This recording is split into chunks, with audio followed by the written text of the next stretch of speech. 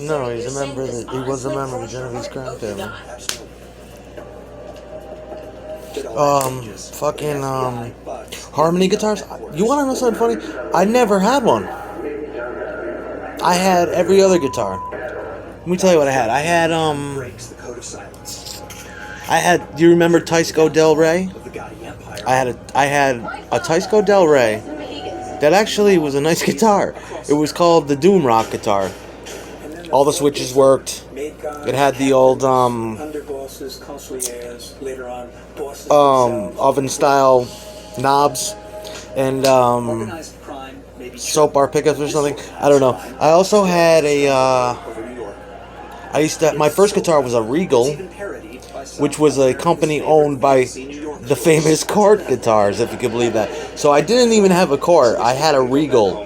That was my first guitar. My second guitar was a 1978 thing called the Gibson, and it was called the Gibson Sonics Deluxe. It was all wood, all plywood, extremely heavy, and entirely made of resin plastic. It was about 200 pounds. No, it was about 20 pounds or something.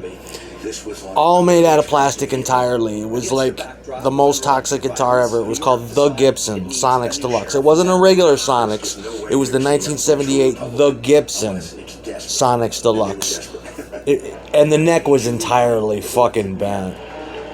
Back then, I think it could have been fixed, and I wish I still had the guitar. It was a great looking guitar. A real freak of the industry nowadays. They want like $700 for them now. Of course, those guitars will never go bad. They're just made out of resin plastic entirely, and like plywood, and huge metal die-cast parts. All right, what else do I have? I had a St. George Hofner violin bass. I still can't track down what the fuck that is, but it was called the St. George. I missed that fucking thing. It was beautiful. From the 60s.